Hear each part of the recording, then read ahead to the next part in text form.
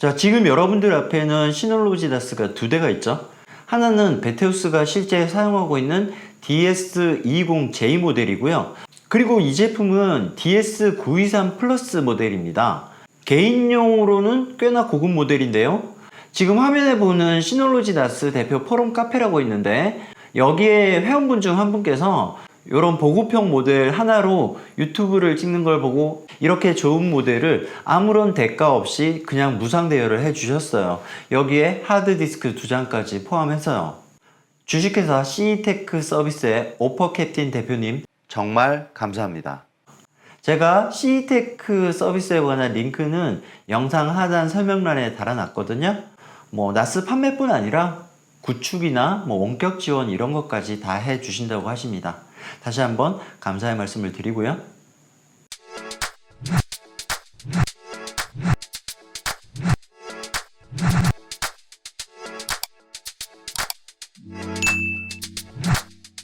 안녕하세요, 베테우스입니다. 오늘 저는 이 제품을 리뷰를 하거나 할 게 아니기 때문에 언박싱 이런 거는 안 할 겁니다. 그럼 제가 할 일은 뭐냐? 자, 여러분들 중에 이렇게 나스가 두 대가 생긴 분들이 있습니다. 두 대를 동시에 운영을 하실 수도 있고요. 아니면 이렇게 업그레이드를 하고 얘는 중고나라 당근마켓 아니면은 아는 사람한테 줄 수도 있고, 두 가지 경우 모두 앞으로의 여러분의 메인 나스는 당연히 새 모델이 될 겁니다. 자, 그러면 기존 나스에 쓰고 있던 데이터를 옮겨야 되겠죠? 데이터만 단순히 카피하는 게 아니라 패키지 프로그램이나 기존의 설정들 있잖아요. 사용자라든지 아니면 DSM에 대한 전반적인 설정, 이런 것들을 모두 이사를 해야 될 겁니다. 그걸 우리는 마이그레이션이라고 합니다. 카피보다는 조금 더 포괄적이고 조금 더 큰 느낌이죠. 시놀로지 나스에서 공식적으로 이야기하는 마이그레이션은 이렇게 세 가지입니다. 첫 번째로 마이그레이션 어시스턴트 프로그램을 이용하는 법, 두 번째는 하이퍼 백업이죠. 그리고 마지막으로 하드디스크 마이그레이션. 자, 그 중에 3번은 특수한 경우인데 이런 겁니다. 여러분들이 나스를 샀어. 그런데 나스만 산 거예요. 깡통 나스인 거죠. 기존 나스를 팔아버리고 이 나스를 쓰겠다. 그럴 경우에는 여기 들어가 있는 하드가 아깝잖아요. 구 나스의 하드를 뽑아다가 새 나스에다 집어 넣어야 되겠죠. 그럴 때 쓰는 게 하드디스크 마이그레이션입니다. 베테우스는 이 모든 걸 다 해볼 겁니다. 목적은 이겁니다. 나한테 맞는 마이그레이션 방법을 찾아라. 왜냐하면 얘네들이 조금씩 뭐가 달라요. 제한사항도 있고 안 되는 경우도 있고 좀 그렇습니다. 그래서 오늘은 첫 번째로 마이그레이션 어시스턴트라는 거를 써볼 건데요. 얘는 기본적으로 새 나스에 하드가 장착되어 있는 상태여야 돼요. 플러스 이상 모델들은 이런 식으로 하드디스크 베이들이 있고요. 얘를 분해하거나 할 필요도 없어요. 그냥 이 아랫부분을 딱 제끼면 나옵니다. 그죠? 이게 이제 하드디스크 브라켓인데 나사나 이런 거 필요 없어요. 그냥 하드를 여기다 장착만 하면 되는데 여기 옆면에 풀, 당겨라 그런 뜻이죠. 당겨 보겠습니다. 이렇게 분해가 되죠. 마찬가지로 반대쪽도 이렇게 당기면 분해가 돼요. 이 상태에서 하드를 꽂는데 SATA 커넥터가 이쪽인 거죠. 그러니까 이런 방향이 돼야 된다는 거죠. 이렇게요. 그대로 놓으세요. 그리고 아까 분리했던 얘를 다시 한번 끼웁니다. 똑같이 플라스틱으로 돌기가 있죠. 그게 여기 꽂히는 거예요. 여기 하드디스크 장착 나사 거기다 꽂는 겁니다. 딸깍 소리가 날 때까지 끼우면 되는 거예요. 반대쪽도 이렇게 되겠죠. 그대로 다시 한번 베이에 넣습니다. 끝까지 밀어 넣으시고 딸깍 끝이에요. 같은 요령으로 두 번째 하드를 끼우겠습니다. LED와 스위치로부터 먼저, 그러니까 이쪽이죠. 이게 1, 2, 3, 4입니다. 사실 큰 의미는 없어요. 우리가 책을 꽂을 때 꼭 순서대로 안 꽂아도 되죠. 이거 나중에 다 바꾸셔도 되고, 지금 저는 1, 2번부터 끼웠는데 2번, 4번 끼워도 상관이 없고요. 3, 4 끼워도 상관이 없습니다. 그래도 이제 보기가 좋으니까 순서대로 갑시다. 1, 2를 끼웠고요.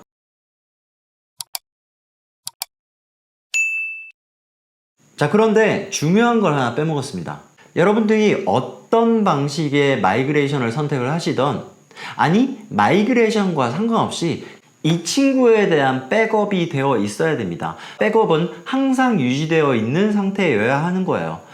이렇게 옮기다가 무슨 일이 생길지 모르잖아요. 아시겠죠? 제3의 장소에 반드시 백업을 해 두셔야 되고요. 이 NAS의 DSM 구성까지 백업을 해 두시면 좋습니다.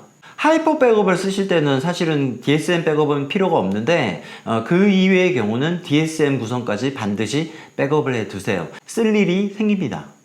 하드까지 꽂았으니까 이제 준비는 다 된 거고요. 구 NAS와 신 NAS를 같은 공유기 아래에 물리는 겁니다. 이렇게 같은 공유기 밑으로 위치를 하는 거죠. 이렇게 세팅을 하시고 두 개의 NAS 전원을 모두 켜십니다. 아까 제가 스위치를 누를 때 얘를 먼저 누르고 얘는 한참 있다가 눌렀거든요. 그런데 얘는 금방 부팅이 됐고 얘는 한참 있다가 부팅이 되네요. 이런 게 이제 역체감인데, 부팅이 완료됐으면 이제 이 새 NAS에 DSM을 깔러 가보겠습니다. 브라우저를 하나 여시고요. finds.synology.com이라고 쳐보세요. 시놀로지 NAS가 떴습니다. 새로운 923 플러스 모델이 떴죠. 이 화살표 한번 눌러볼까요? 얘는 기존의 9 NAS. 돌아가서 자, 여기서 연결. 처음 DSM 설치하는 그 화면이 나옵니다. 자, 지금부터 나오는 DSM 설치 화면은 이미 제가 다 보여드렸죠. 점프하겠습니다. 자, 이제 DSM 설치가 끝났습니다. 지금 보면 스토리지 풀과 볼륨 만들기인데요. 이거 지금 만들지 마십시오. 이유가 다 있습니다. 여기까지만 하시는 거예요. 패키지 센터로 가셔서 마이그레이션 어시스턴트라는 프로그램이 있습니다. 얘를 까는 거예요. 질문이 나오겠죠. 뭐 예를 들어 하이퍼 백업을 깐다고 해봅시다. 설치를 누르면 이런 걸 설치를 하랍니다. 자, 얘는 스토리지 풀과 볼륨을 반드시 만들어야 돼요. 볼륨 위에다 까는 거고요. 이 마이그레이션 어시스턴트는 눌러보시면 설치가 됩니다. 자, 그리고 뭐 이런 메시지가 나옵니다. 당연히 확인을 해야겠죠. 자, 여기 보시면 이게 시스템 파티션이다. DSM과 같은 차원에서 깐다. DSM도 스토리지 풀 만들기 전에 먼저 깔았잖아요. 그렇기 때문에 스토리지 풀과 볼륨을 지금 안 만들어도 된다는 이야기죠. 안 만들어도 되는 게 아니라 만들면 안 돼요. 지금 저는 아무런 세팅도 하지 않았어요. 그죠? 네트워크나 뭐 DDNS 이런 기타 세팅들을 전혀 하지 않았죠. 자, 이 상태에서 우리가 조금 전에 설치한 마이그레이션 어시스턴트 얘를 실행을 할 겁니다. 자, 이 화면을 보면 지금 이런 애들이 다 마이그레이션이 된다는 거예요. 데이터와 패키지와 시스템 구성까지. 그런데 안 되는 게 있네. 라이센스. 자, 여기 보면 서베일런스 스테이션 이런 애들은 라이센스를 돈을 주고 사는 거거든요. 그런 애들은 자동으로 마이그레이션이 안 된다, 그런 뜻 같아요. 저는 개인적으로 라이센스를 구입한 게 없어서 요 사항은 정확하게 모르겠습니다.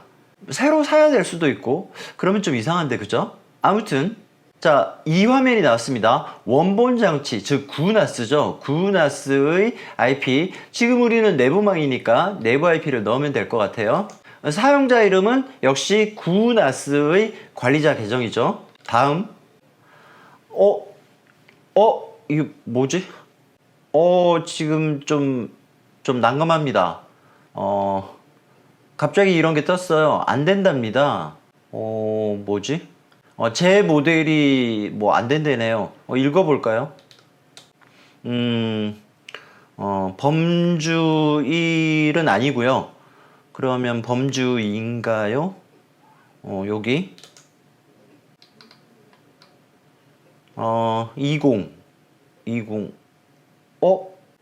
없습니다.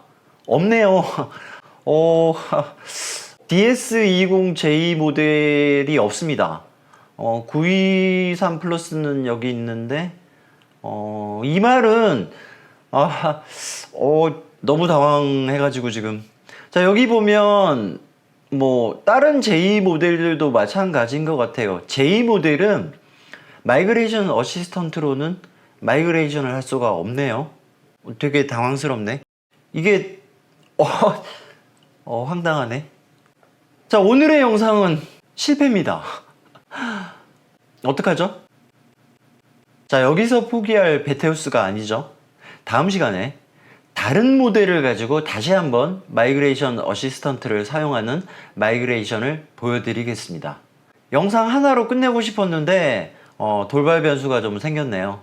자, 어쨌든 오늘은 여기까지고요. 오늘 영상 도움되셨다면 좋아요와 구독 부탁드립니다. 감사합니다. 지금까지 베테우스였습니다. 이게 뭐야?